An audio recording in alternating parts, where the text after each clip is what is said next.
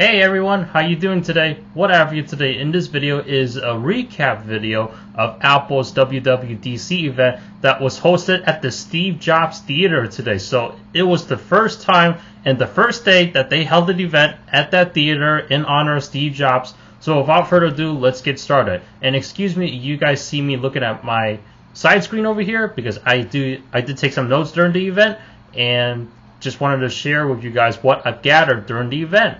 So let's first start off with the Apple Watch. So Apple announced some updates to the Apple Watch, and they actually stated that it's the #1 watch compared to the non-smartphone. The non-smartwatch brands. They even compared it to a Rolex. Not 100% sure how relevant that list is, but that's a whole different video. They've also announced that they're going to be integrating a smart activity app in there, and of course they're going to have a redesigned workout app for those of you guys that use the Apple Watch to stay fit and stay healthy. And also it's going to notify you of the heart rate and if you're active or not. They have this thing that they're going to integrate called the Apple Heart Study, which is basically going to analyze people's data, and it's going to be available in the US through the App Store. Now keep in mind that all this is being integrated into watchOS 4, so this was part of the watchOS 4 details, which, by the way, is going to be on September 19th. That's when it's going to be released. And now let's talk about a new set of series for the Apple Watch, which is known as Apple Watch Series 3. So yes, they did announce another generation of the Apple Watch series. Not only that, this is the first Apple Watch series where it's going to feature cellular technology. Yes, cellular. So this will be used with a carrier, and with this you can receive calls and texts which are going from your number that is on your iPhone. So going from your phone number that is on your iPhone, and it's going to work with certain apps over cellular. It's going to have a new dual-core processor that is 70% faster, and it has Apple's custom-built W2 chip for Bluetooth or Wi-Fi. The screen is the antenna itself. So for pieces of hardware to have cellular technology built in there, obviously it's going to take up space, and Apple wanted to minimize that and not make the Apple Watch any bigger. Therefore, they decided that the screen itself will be the antenna itself. So they built the antennas directly into the screen. They have an electronic SIM card integrated into the Watch Series 3.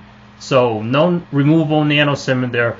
It's electronically integrated in there. As far as size is concerned, because I did mention that they want to keep the size minimum, it's the exact same size as the Series 2 watches. And not only that, they also featured a new loop on there. It's going to be the Sport Loop. So for those of you guys that want an Apple Watch Series 3 and you want a new band, consider the Sport Loop if you're interested.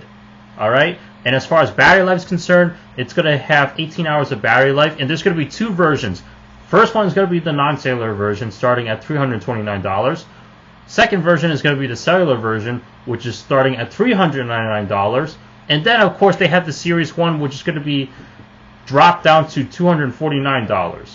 All right? And as far as the carrier-wise, for the U.S., it's going to be available in AT&T, Verizon, Sprint, and T-Mobile. Foreign countries, you guys will have to figure out or find out what carriers are supported within your country, because every country was a little bit different.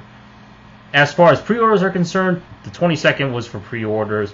25th is when it's going to be launched. Other than that, that's pretty much it for the Apple Watch Series 3. Now let's move on to the Apple TV, and they announced a new Apple TV, which is the Apple TV 4K. It's going to have HDR viewability, so it's going to have better pixels shown for the movies, and it's going to have the A10X chip.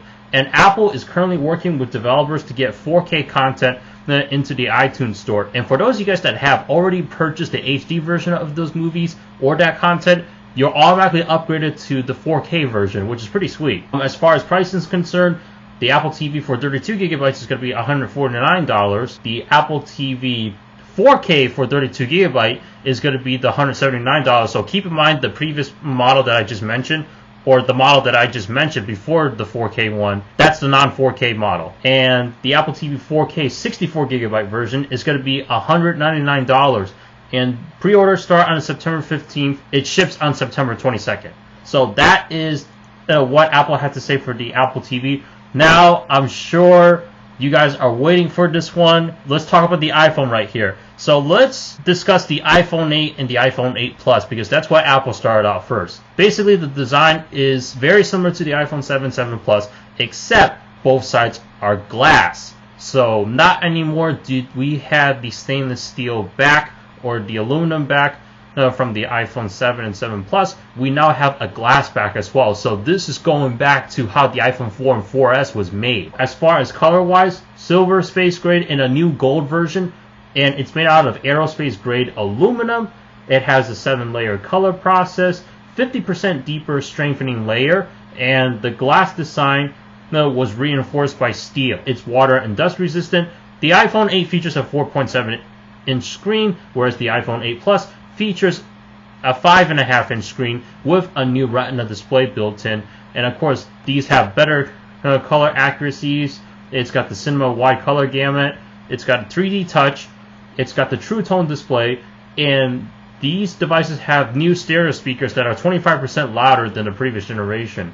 It has a deeper bass as well, and also it has Apple's new A11 Bionic chip, which is a 6-core CPU, 64-bit processor with 4.3 billion transistors, 25% faster than the A10 chip, and it has Apple's first designed GPU in there, which is basically for 3D games and machine learning apps. As far as camera-wise is concerned, both of these, the iPhone 8 features a 12-megapixel camera, the 8 Plus features a 12-megapixel dual-lens camera, and of course, the processor in both of these devices has Apple's video encoder, which is supposed to improve the video quality. And as far as wireless, because that's one of the categories that Apple had mentioned about, it features wireless charging, and Apple is working on getting a new standard opened up out there called Qi, which is basically like a wireless charging standard where obviously not only do you put your phone on the charging pad itself so that way it charges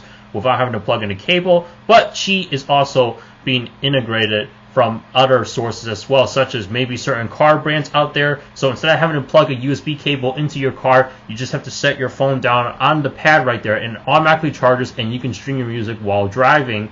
And not only that, this is going to be used in other services as well, the Eurostar, etc. You can see the whole list when Apple releases that list. So as far as pricing is concerned, well, the 64GB model of the iPhone 8 is going to start out at $699, but you're going to have a 256GB version alongside with that. Now the 8 Plus for the 64GB model is going to start out at $799, and of course you're going to have the 256GB model alongside with that. So instead of starting at 32, Apple's starting at 64 with these bad boys here. And as far as when you're going to be able to pre-order them, September 15th, launch date September 22nd. Alright, and as far as iOS 11 is concerned, you are able to update to that on the 19th of September. Now, Apple, they said there's one more thing, which is going to be the iPhone 10. Now, you may see in the title as iPhone X, but it's actually the iPhone 10. So let's get started right here. The iPhone 10 features an edge-to-edge display with a glass front and back, just like the iPhone 8 and 8 Plus, with the sides being stainless steel. And it is water and dust resistant. Colors are available in space gray and silver. And of course, this features a Super Retina display. So the screen is 5.8 inches big. It has a resolution of 2436 by 1125 with 458 pixels per inch. And not only that, it has an OLED display. So it's the first iPhone featuring an OLED display, and it has the HDR display as well with Dolby Vision and HDR10, 1:1,000,000 contrast ratio, but with better color accuracy. It's got 3D touch to it, True Tone display, and it has Face ID. So because that there was no actual home button on the phone itself, that it instead of using Touch ID, it is integrated with Face ID. So you use your face to unlock the phone, just like on the Galaxy S8 Plus and some of the other Samsung products out there. But not only does your face unlock your phone, you also use it to Apple Pay to pay for your chargers, and you can use it for a variety of things instead of just unlocking your phone. All right, and it's going to feature a dual 12-megapixel camera with dual lens on there, and it's going to have dual optical image stabilization, and of course it's going to have Apple's A11 Bionic chip. And the battery life should supposed to last for 2 hours more than the iPhone 7. We'll have to see about that. And then, of course, it's going to have the wireless Qi charging. And not only that, it's going to feature a thing called Air Power. So that way, like with the iPhone 8 and the Apple Watch Series 3, and then, of course, your Apple EarPods, the wireless ones, you're going to have the ability to put all those on one charging mat and then charge them wirelessly. So that way you don't have to carry a bunch of cables whenever you're traveling. So other than that, that's all I have to say for Apple's event today. What do you guys think? I mean, leave a comment down below. Thank you so much for watching. Please subscribe, rate, comment. Also check out the description below for my social media links, Twitter, Instagram. I'll see you in the next one. Take care, everybody.